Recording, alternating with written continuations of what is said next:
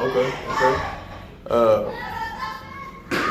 I had to go away a little while, bro. When I came back, some of my fighters was like, when we getting back in the gym? I said, well, I never find a gym. I had closed mine. Right. This gym used to be called the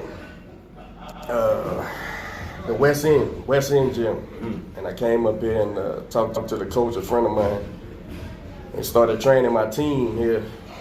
I had like 3 or 4 fighters, and the guy was gonna close the gym. He was about 70, 71. And one of my boxers said, man, I'll buy this gym if you train the fighters. So I was like, all right. And he took the gym over about 3 years ago. Okay, so how does a person know if they should take fighting seriously as a job or just do it as a hobby? That's so many people try to do it as a job, ain't got no business doing it. Right. So what qualifications as a trainer would you say you need? It's really why the amateur programs important. Not because I care about amateur boxing. See, I came up as far as a trainer goes, helping a guy who was going pro. So I learned how to train guys, professional boxers. Though I never fought professional. Right. I started developing boxers in the professional ranks. And to answer your question, what happens is, man, that amateur background is really, if you can't excel in the amateurs, turning pro really ain't, you know, it's a slim, there's always exceptions to the rule, but it's a slim chance. You got guys who do it right and become successful, but you know. I mean, honestly, I guess that makes sense because when you think about it, if you in the amateur phase, you gonna know if you cut out for this or not. Well, as a trainer, it's kind of my rule of thumb. I'm gonna know if you should be boxing before we box. So, you know, my highest rated amateur who's pro now, he's 7-0 right now. He just won a unanimous decision on Loma Lopez undercard. I trained him for a year, maybe a year and a half before I fought him, man, because I have no want to lose, bro. Right. I don't take guys and just, okay, you wanna box and teach them how to throw punches and then we go fight. There's plenty of boxing trainers that do that. Right. And maybe they was brought up that way. And I don't knock nothing, because boxing is one of those things that's very anything can work if it works. If it works, you do it. And so there's guys who throw kids in the ring and fight them. I just wasn't brought up like that. Right. So I don't do it. Right.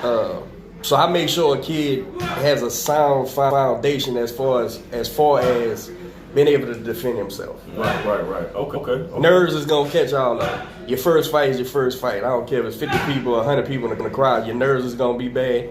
I have yet to see a person fight their first amateur fight and look like a seasoned boxer. Right. But at least I know my kid done did the repetition and I know he can defend himself. If he gets hit in the mouth, he knows what to do. So it's really you really need to utilize that amateur background in order to know if you should push on and try to do something in boxing. It's a hard life, man. People think, you know, it's funny. People think you're on TV or something that you eating. Nah, man. Not even almost, man. But what I've seen in the game is this. Guys go from nothing to something. And I think that's kind of why there's so many nightmare stories with boxers, man. Right. You take a kid who never paid a bill for real, poor, and then you give him $5 million. What you think he's gonna do with it? Right. You ever look at that football? They did a football thing, man, on ESPN. All them ball players with them millions of dollars, and soon they leave the league. They was living check to check in the league. They say if you don't have a plan to make that money grow, as soon as you get it, you might as well call yourself broke. Right. Because you're gonna blow it. Right. So okay, so for the grind, what's your direction for 2021? What would you like to see the grind at? Well, I tell you, man, we've been flourishing, man, and even in the pandemic, we shut down for a couple months, like everybody. And as soon as we came back, as soon as we opened back up, bro, they started lining up. We do fitness for the women. Fitness for anybody. There's a few dudes in the fitness classes, they lose weight. You know, it's hard to beat a boxing workout. You know, it's a reason why the athletes look like they do. The elite ones. So, you know, the women come in and they lose 20 pounds right quick. You know, in a month, they like, oh man. But they working. Okay. You got to work. You got to work in the gym, man. So we got. Well, it helps that you're a winner too. If you're a winner, people want to come. You know, and even though it's foolish, you know, fighters see a guy being successful and they think, well, I need to be over there to be successful. But I always remind people, look, if I'm teaching a guy how to fight, he still got to fight, right? That's true. So just because you're getting the same thing or the same treatment, don't mean you're gonna be successful. It's a long road, man. It's a hard thing to do, to be fist fighting, man. So, you know, but being a winner, they come, they flock in, they want, and you find good fighters. You find good fighters. My fighter, Robert Redmond, the reason why we're here today, he's fighting for the ABO Junior Welter title on November 28th. I didn't develop him. He came to me. Gotcha. And I took him over a couple years ago, and he's a hell of a fighter. He adapted to what I was trying to teach to him, try to teach him, and we built a good rapport over 3 years.